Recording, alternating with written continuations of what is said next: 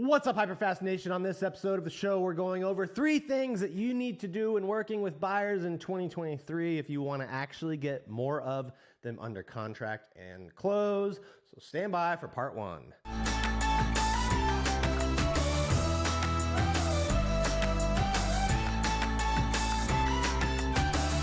Welcome to part 1 in this 3-part series on how to close more buyers in 2023. Now, we are assuming you have already generated the buyer lead and you have booked the appointment or are in deep conversations with them about searching for a home.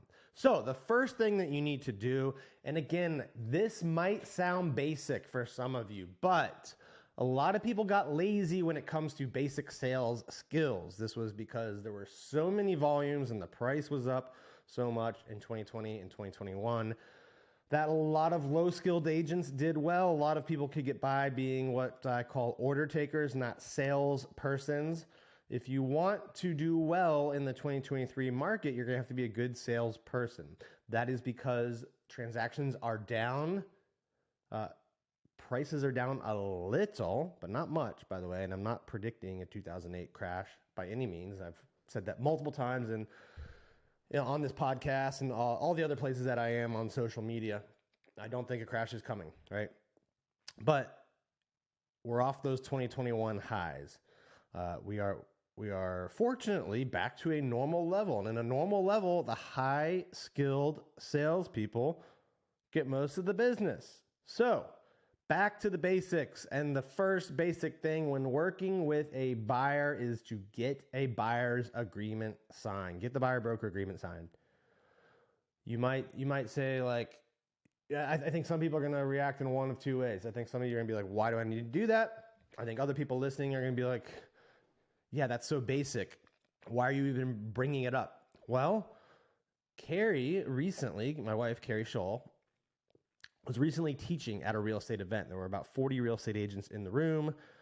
She was doing buyer training with them and asked the question, how many of you always get a buyer's agreement when working with a buyer? Please stand up. No one stood up. Room of 40 agents, all doing business.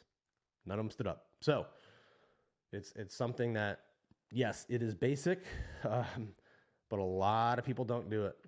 I think a lot of people don't do it, by the way, because of scarcity mindset.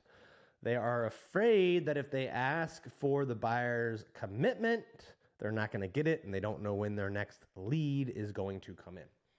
So I think it's part scarcity mindset and part that they have not invested the time in developing their sales skills, one of which is presenting your value. So if you're not confident in your ability to present your value to a buyer, you might not be confident to ask them to sign a simple agreement that gives their commitment to you. And you want that, okay?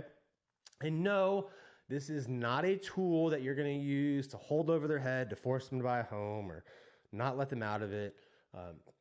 I think those buyer agreements where people try to not let the buyer out if they're unhappy, it's silly. I doubt an agent has ever won against someone when that happens. I think it would be just bad for your relationship if you try to use that to force someone to work with you. It'd be bad for your reputation in the marketplace too. It'd probably cost you a lot of future business. So I think when you're presenting the buyer agreement to them, you need to let them know, I'm going to spend a lot of time searching for homes for you. I'm going to spend a lot of time advocating for you, educating you on market strategy, on financing strategy, on negotiation strategy. Because of that, I want your commitment up front. And tell them this is not something that I'm going to use as a tool to lock you in.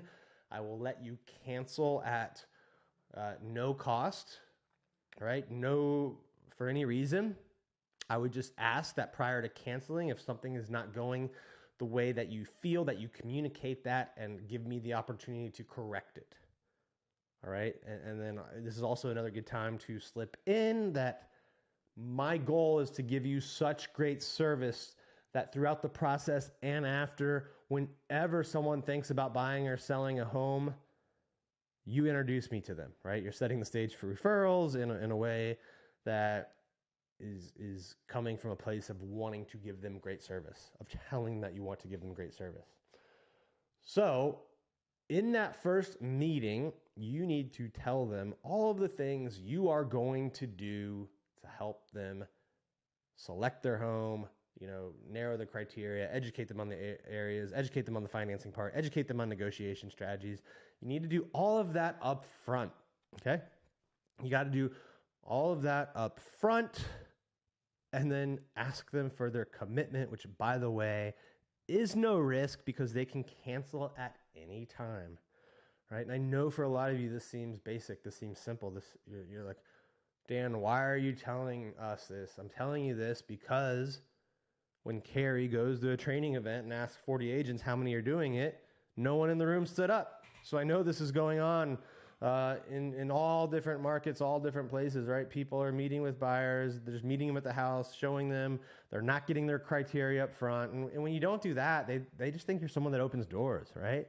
If you don't take the time to present your value up front, educate them on the process, ask them questions, get their criteria, ask them their goals, they think you're just someone that opens the door, all right? So you're setting yourself up to be paid as a low-skilled salesperson. You want to be paid as a high-skills salesperson.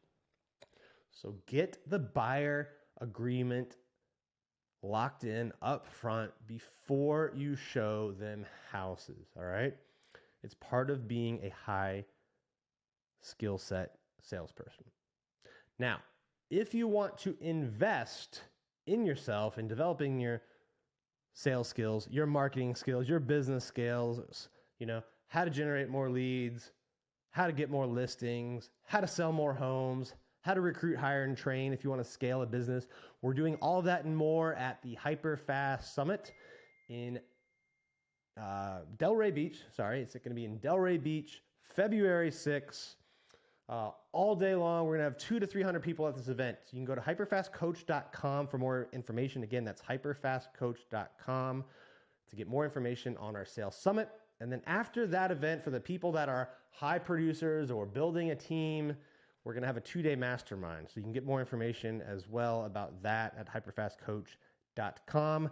Make sure you stick around for parts 2 and part 3 of how to close more buyers in 2023. And by the way, I get a lot of people asking me, like, why did you and your wife, Carrie Scholl, move your $732 million team over to EXP? Why? Well, we wanted lower commission splits, right, for the people that we bring on. We wanted a way to expand into as many markets as we wanted. We wanted a way to stay in forever relationships with the agents that join with us. We wanted a way to help other people build recurring revenue, right? Through really just doing what is a normal part of your business. So if you are interested in joining with us, you can join in 50 different states, 23 different countries. You get our coaching, our support, our mentoring, our training. You, by the way, get to run your business how you want. So you get to keep your own branding, run it how you want. You just get a lot of support from us.